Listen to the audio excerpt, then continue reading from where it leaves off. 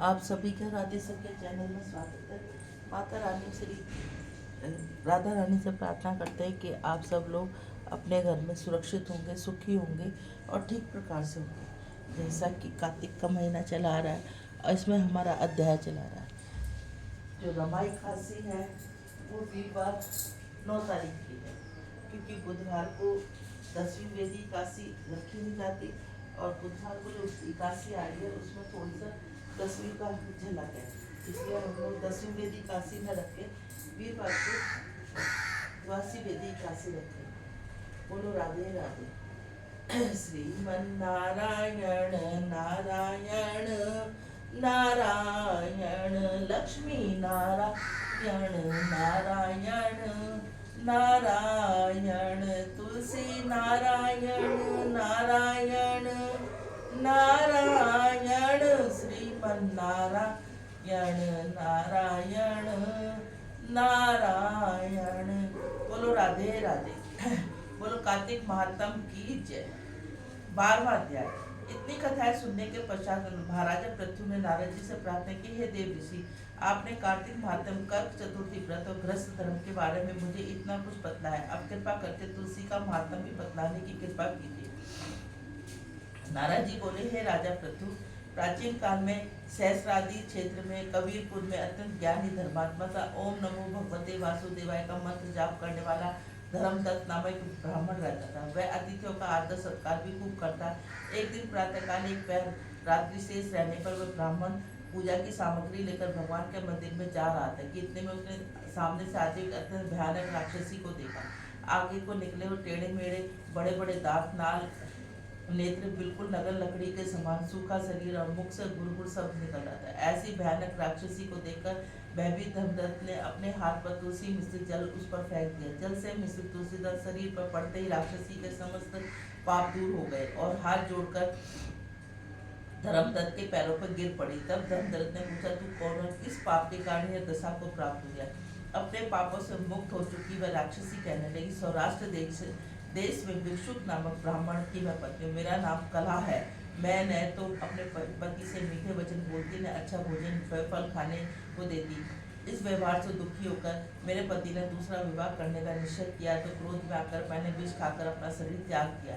इसके बाद यमदूत मुझे बांधकर यमराज के पास ले गए और चित्रगुप्त जी ने मेरे अच्छे बुरे कर्मों का लेखा जोखा बताते हुए यमराज से कहा, हे महाराज, इसने आपने जीवन में कभी कोई शुभ कार्य नहीं किया, सदैव अपने पति से द्वेष करती रही। यह सुनकर यमराज ने आज्ञा दी, क्योंकि जिस बर्तन में वह पकाती थी उसी में खाती थी, इसलिए इसको पहले अपनी संतान खाने वाली बिल्ली की योनि में भेजा जाए, उसके बाद पति से द्वेष करने के कारण से विष्ठा खाने वाली सूरी की योनि में प्राप्त हो, तदंतर इसमें आत्महत्या किए इसलिए है प्रेत योनि में जाए। जो सो महाराज, मैं 500 वर्ष इसी योनि में फिर रही। भूख और प्यास से दुखी होकर एक वैश्य के शरीर में प्रवेश करके मैं कृष्णा और वेणी नदी के संगम पर गई।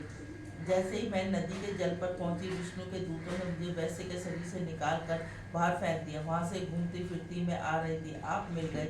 आपने तुलसी मिश्रित जो जल मेरे ऊपर फेंका उससे मेरे संपूर्ण पाप नष्ट हो गए।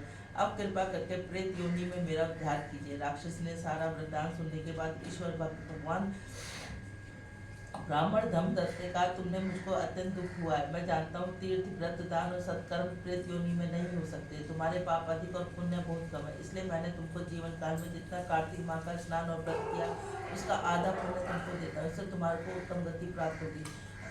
इसके पश्चात ब्राह्मण ने जो ही ओम नमो भगवते वासुदेवाय मंत्र पढ़ते तुलसी मिश्रित जल से उसका अभिषेक किया, वह प्रेत योनि से मुक्ति पाकर अग्नि के समान दिव्य देह धारण कर लक्ष्मी के समान रूपवती होगी। इसके बाद उसने ब्राह्मण को नमस्कार किया। तभी भगवान विष्णु ने पुण्यशील और सुशील नामक 2 दूत वहां उन्होंने विमान में बैठाकर वैकुंठ ले गए। उन दूतों ने धर्मदत्त से कहा, हे ब्राह्मण, निरंतर भगवान की भक्ति में लगे रहने के कारण तुम धन्य हो। तुम्हारे द्वारा कार्तिक माह के स्नान और व्रतों का आधा फल देने के कारण इसकी मुक्ति। हे विप्र, अपने त्याग और भक्ति और कार्तिक स्नान के प्रताप से कालांतर में तुम राजा के कुल में जन्म लोगे और अंत में वैकुंठ को प्राप्त होगे। बोलो कार्तिक महात्म की जय। 13वां अध्याय। राजा पृथु ने हाथ जोड़कर देव ऋषि नारद से कहा, हे महाराज, आप भगवान की पूजा का महात्म सुनाने की कृपा करें। तब नारद जी बोले, हे राजा पृथु, जो हंसी में भी भजन करता है उसको परम पद प्राप्त हो, जो सदा युक्त होकर भजन करता है उसका महात्म का वर्णन नहीं किया जा सकता। इस सामान्य में अत्यंत प्राचीन इतिहास सुनाता हूँ, ध्यान पूर्वक सुन। नारद जी ने कहा,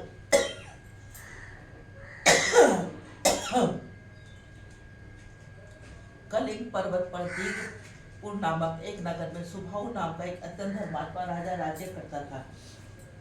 वह प्रजा का पुत्र के समान पालन करता था। वह ध्रुमकेत नाम का एक पुत्र से अत्यंत दुराचारी, पर स्त्रीगामी, चोर और जुआरी था। वह पुत्र के दुर्चरणों से देखकर राजा पृथु ने अनेक प्रकार उसे यातनाएं दी, परंतु वह किसी प्रकार से नहीं माना। एक दिन खेलते खेलते छोटी रानी के महल में जा बॉल उसकी छोटी रानी के महल में जा गिरी। जब वह गेंद लेने गया महल में गया तो उसकी भी माता छोटी रानी उस पर मोहित हो गई। उन दोनों में कामात होकर भोग विलास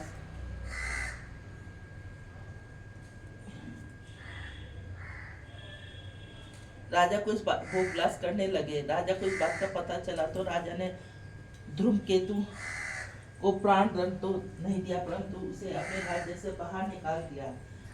अब राजकुमार उन वन में प्रतिदिन मांस मदिरा खाता था। रात्रि को वैश्यों का निवास करता, चोरी आदि करके जो भी वह धन प्राप्त करता वह वैश्यों को दे देता। इस प्रकार वह अनेक वर्ष व्यतीत हो गए। एक समय वह भटकते भटकते वृंदावन पहुंच गया।